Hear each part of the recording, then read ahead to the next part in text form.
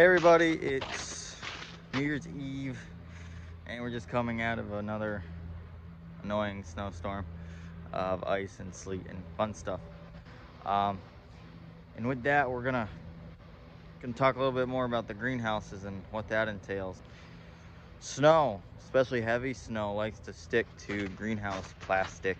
This one slid off for the most part, fortunately.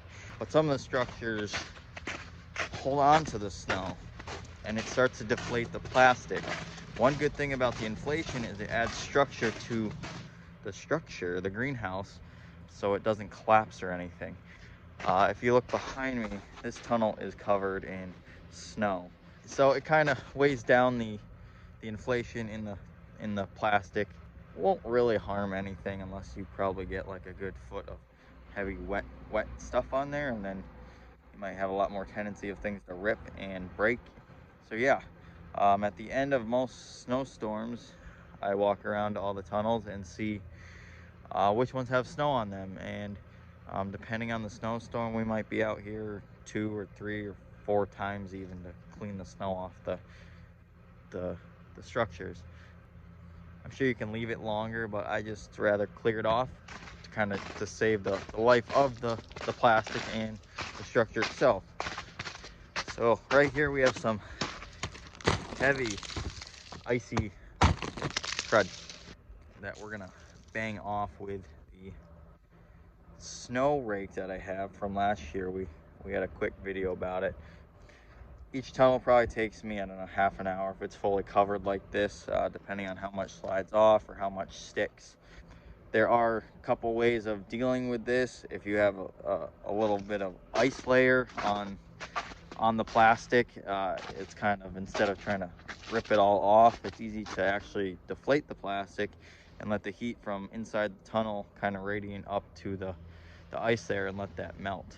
I just heard some slide off the other side. We're on the north side right now, in between the 3 tunnels, so we're at high tunnel 2, which this side does not get a lot of sunlight, obviously, versus the one behind me is facing south, so that's getting more heat, which helps the snow slide off, helps keep the plastic a little warmer, and potentially melt the snow a little better as well.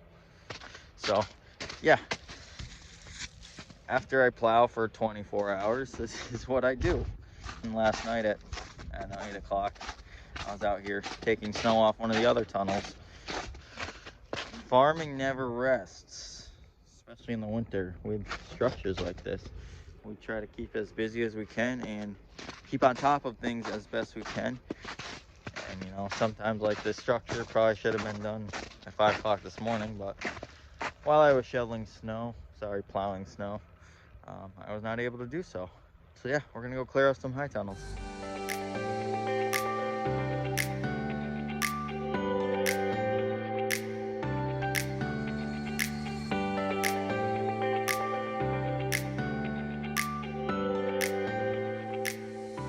So we just finished cleaning off high tunnel 2 from the snow that came off, and it literally took me about 30 seconds this time. So with one big wrap of our snow rake, both sides actually just slid off at once. It never happens that way. We use this snow rake, if you can see it right here.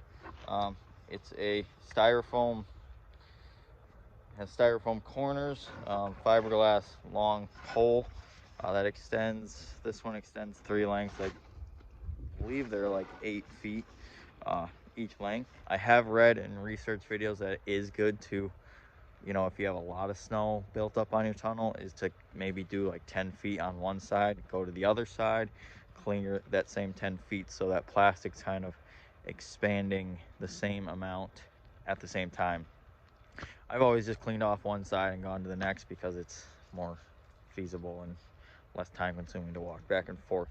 If you had 2 people and 2 snow rakes, that'd probably be the most easy way to do it. But when we're a small operation, small business, you use who you have. If you look behind me, it might be a little hard to see, but this plastic got deflated, so it went all the way down pretty much to the ridges. You might be able to see up here. And if you look closely, the plastic's starting to wave a little bit. That is the inflation fan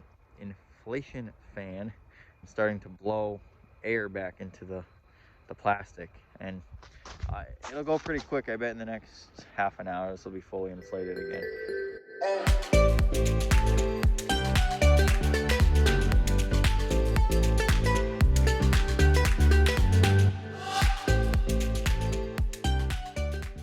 Yeah, I'm gonna go to sleep so I can watch the ball drop. See you later.